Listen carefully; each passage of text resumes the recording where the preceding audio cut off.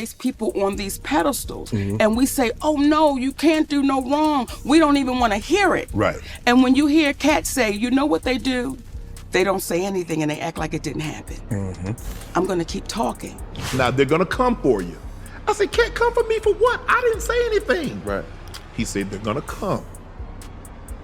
And they're gonna say a lot of different things. And they're gonna be some people that you thought you might be able to get, but they're not gonna come now. Whoo, y'all, buckle up because Mo'Nique just threw herself straight into the middle of the firestorm swirling around Shannon Sharpe and his podcast club Shay. And wait till you hear this. She's pointing the finger right at Oprah. Yep, you heard that right. Mo'Nique is accusing Oprah of masterminding a plot to destroy Shannon and shut his show down. It's wild because both Mo'Nique and Katt Williams had warned Shannon that once they started spilling the tea on those big-name gatekeepers, things were gonna get messy. And baby, it looks like they were telling the truth. Both of their club Shay interviews went absolutely viral, pulling millions of views overnight. The way they name names, Oprah, Tyler Perry, Steve Harvey, and other Hollywood power players, had everybody buzzing for months. At first, it looked like Oprah was gonna take the high road, staying silent while the public labeled Mo'Nique as just another angry black woman. But honey, don't get it twisted. Turns out Mo'Nique wasn't lying after all. Word on the street is that Oprah has been working behind the scenes to ruin Shannon Sharpe's name and dismantle his success. And guess what? Mo'Nique says she's got receipts to prove it. So what exactly did Mo'Nique expose about Oprah's alleged plan to cancel Club Shay? Can Shannon survive a head-on collision with one of the most powerful women in the industry? Let's dig in because social media is on fire right now with rumors about Oprah and Tyler Perry allegedly plotting to sabotage Club Shay.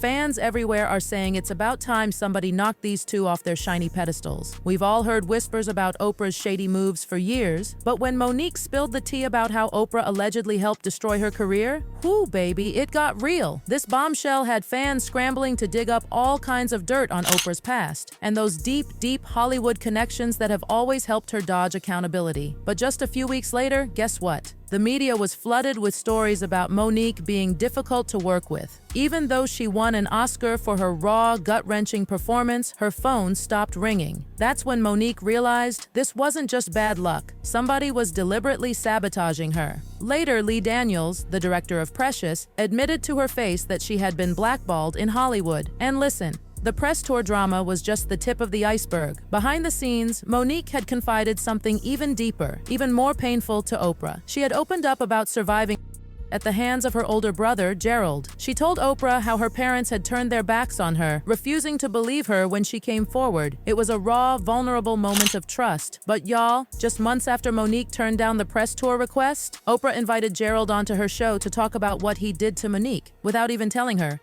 I did assault and inappropriately touch my sister in manners that were not comfortable for her.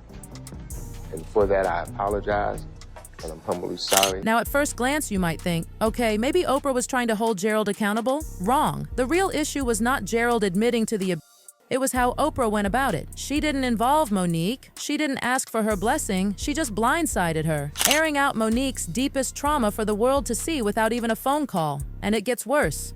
See, Mo'Nique's trauma wasn't exactly a secret. She had spoken about it before, like in a 2008 Essence interview. But what wasn't public knowledge was her strained, painful relationship with her parents. And I shared my relationship with her about my mother. I shared with her that me and my mother was not talking. I shared with her we were in a really bad place. I shared with her I was hurt and, trying to figure this thing out. She never said my mother was coming on that show, because had Oprah Winfrey said, I'm gonna have your mother, I would have said, shut it down.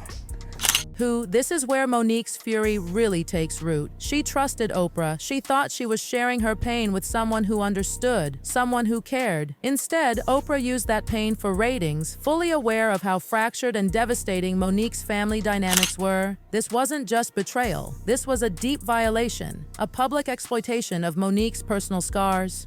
Because she said, do you want to come on? I said, I don't want nothing to do with that cat. I said, nigga, I know it's up to a scam, but people can change. And who am I to say he hasn't changed? It might really be different. So I don't want to get in the way of that. I just don't want nothing to do with it. She said, if you don't want me to have your brother on the show, I will cancel the show.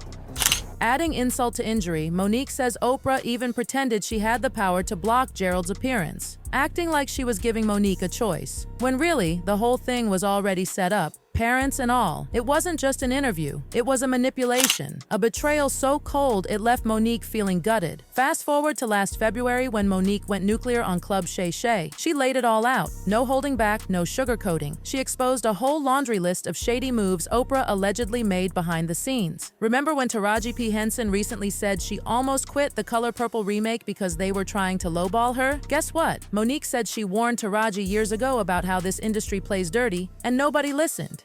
When Shannon Sharpe asked her why she didn't get the same love and support other whistleblowers did, Mo'Nique made it crystal clear. She named names most people are too scared to even whisper about. Why didn't it get the traction? Why didn't it get the support? Why wasn't it propped up when Mo'Nique said it? Number one, it was the messenger.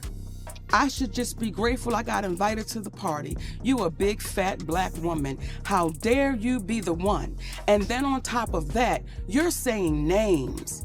You're saying Oprah's name out loud.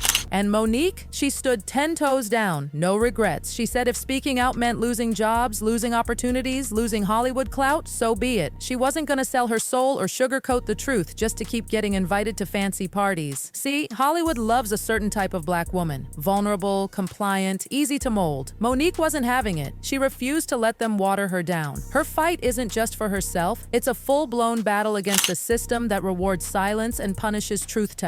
Mo'Nique didn't just call out the blackballing and the smear campaigns. No, baby, she went even deeper. She straight up accused Oprah of going as far as stealing roles from her just out of pure spite. If that's true, it's not just petty, it's personal. A deep vendetta that cost Mo'Nique years of work and respect in Hollywood. And when Mo'Nique spoke out, the fallout came fast and furious. But guess what? She wasn't standing alone this time. Some major voices started backing her up. Katt's message wasn't just a rant, it was a wake-up call for the entertainment industry. He warned that if you step out of line, if you tell too much truth, those same powerful people will work overtime to shut you down. This whole saga isn't just about Mo'Nique's personal beef, it's about exposing the entire Hollywood system that protects its favorites and punishes anyone brave enough to speak out. Mo'Nique's standing tall not just for herself, but for every artist who's been told to sit down, shut up, and be grateful. Because at the end of the day, this isn't just about one woman being blackballed. It's about an entire industry built on silence, manipulation, and fear. And Mo'Nique's message is simple: not anymore.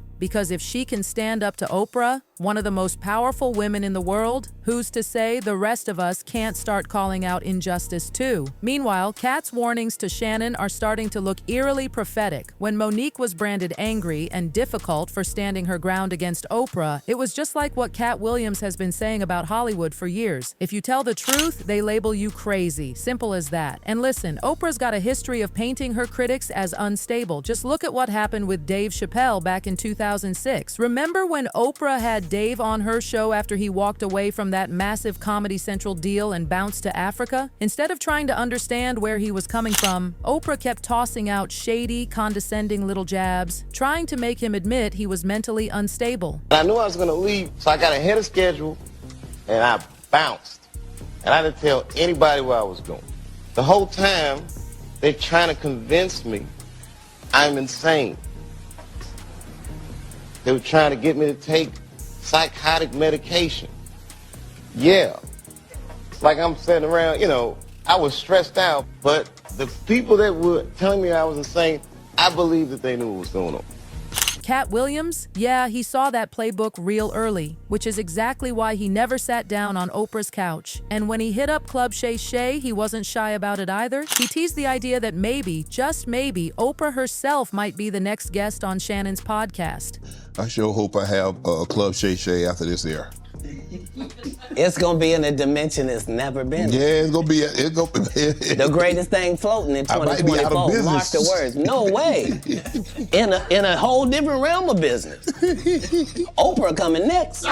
At first, everybody laughed it off. Nobody thought he was serious. But now, with all these rumors flying that Club Shay might be on the chopping block, folks are looking back at Katt's comments and wondering, was he actually warning Shannon that Oprah wasn't coming to chit-chat? She was coming to shut him down? And let's talk about the Club Shay controversy, because baby, it is messy. Since Katt Williams' explosive interview dropped, Shannon Sharpe's podcast has been on an unstoppable climb. That episode is literally the most watched podcast video in YouTube history. But not everyone's popping champagne over it. Behind the scenes, some serious Hollywood heavyweights are reportedly furious and plotting their revenge. Shannon recently opened up about all the shade and backlash he's been catching since that Katt Williams episode blew up. He even admitted he's been having a tough time booking new guests because certain folks are scared to sit down with him now. In a sit-down with Cam Newton, Shannon spilled it all. Cam asked Shannon straight up, "How do you stay neutral when your guests start throwing wild accusations around?" And Shannon kept it real. He said he doesn't fact-check his guests live. He lets them speak their truth. He's not out here trying to be 60 Minutes. He's not running an FBI investigation. Shannon even talked about the Katt Williams versus Ricky Smiley situation, but where Ricky claimed he was supposed to play Money Mike, and Katt, of course, came right back and said that wasn't true.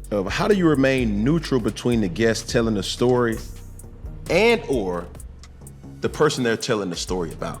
How do you find credibility in that? Some guests I know more about than others. But what I've prided myself on doing is not listening to any other interviews that guest may or may not have had, because I don't want it to cloud my judgment about what to think about said individual. Shannon explained that he's not about policing his guests. He's not here to grill people or turn his show into a courtroom. I had Ricky Smiley on it first, and we was talking about the Friday situation. Ricky said he was originally supposed to play Money Mike.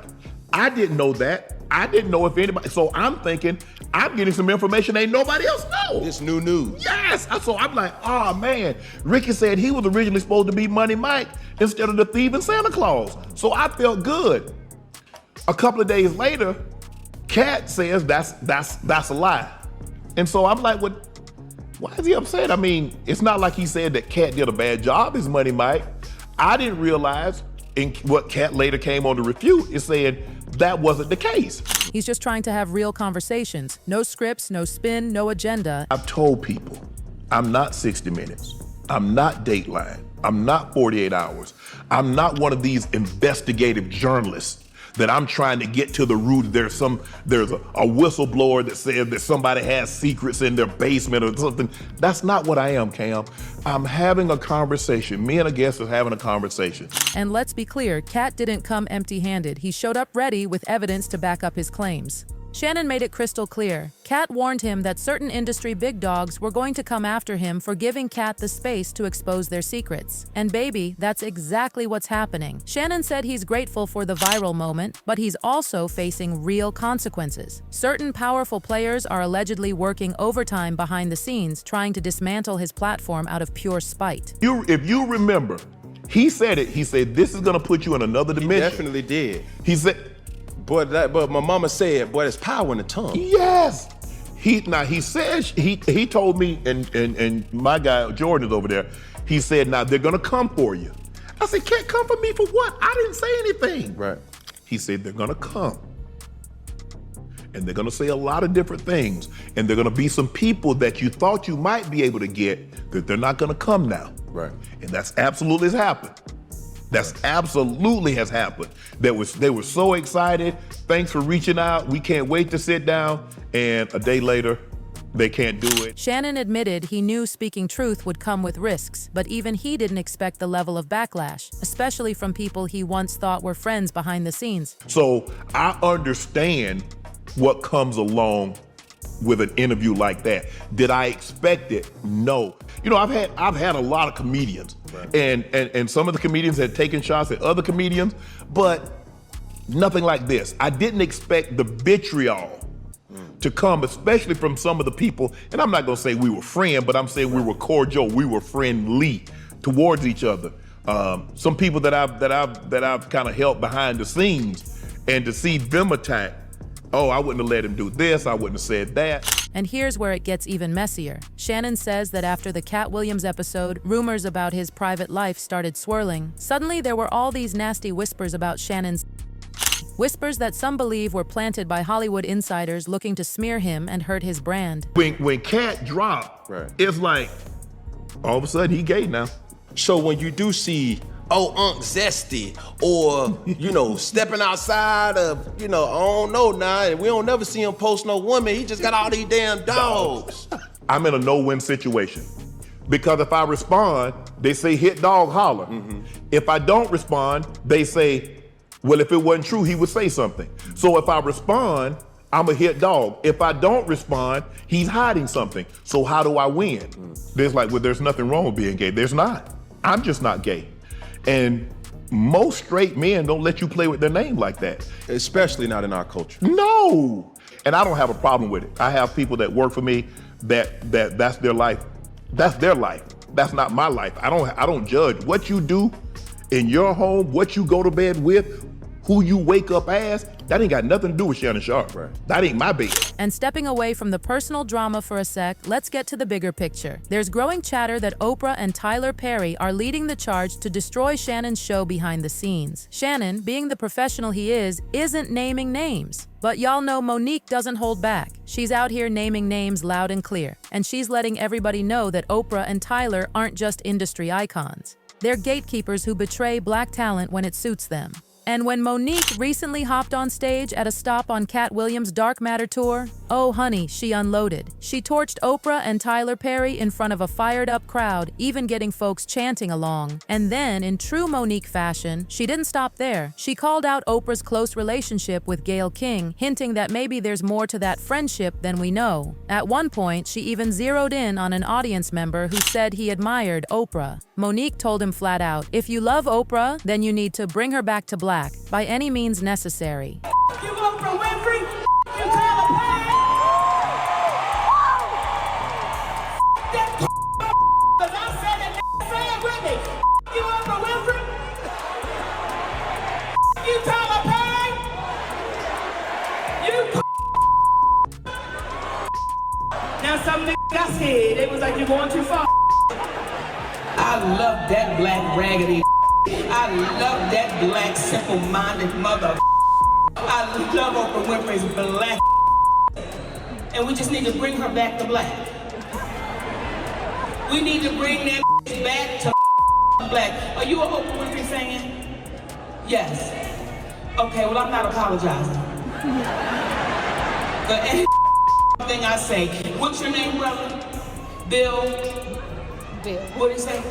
Melvin. We need you to help us bring that back to black. I need you to bend her the over and her like a Nashville, Tennessee would and bring that back to black. Oh, bitch, be quiet. You gonna get some money out of it.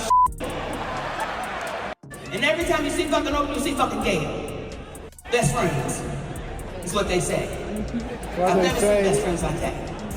We ain't seen Stephanie in 30 years. Who is loving Oprah Winfrey and Gayle King? Each other!